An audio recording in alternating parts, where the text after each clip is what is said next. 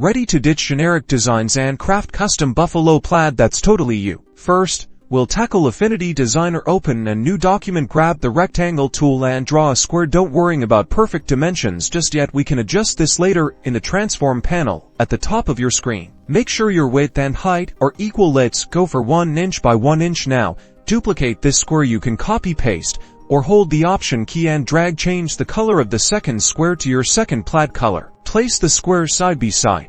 Perfectly align. Group them together by highlighting them both and pressing Ctrl or Command on a Mac. Now duplicate the entire group and drag it below, creating a 2x2 grid. You're seeing the beginning of your plaid. Group this entire 2x2 grid together as well. Time to export. Go to File, then Export. Choose SVG as your file type and make sure you check the box that says Export as Text. This is crucial for Cricut design space.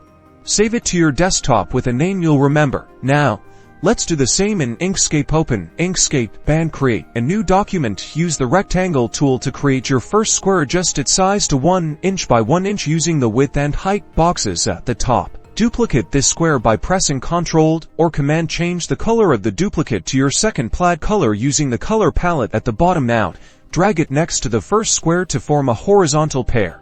Group these two squares together by selecting them and pressing Ctrl or Command. Duplicate the group and drag it directly below the original pair to create your 2x2 grid. Group the entire grid together one more time. Now go to File, then Save as. Choose Plain SVG as your file type and name your file. Save it to your desktop. In Cricut design space, upload your SVG file and boom. Resize, recolor, and create endless buffalo plaid projects. Don't forget to like and subscribe for more Cricut crafting tutorials.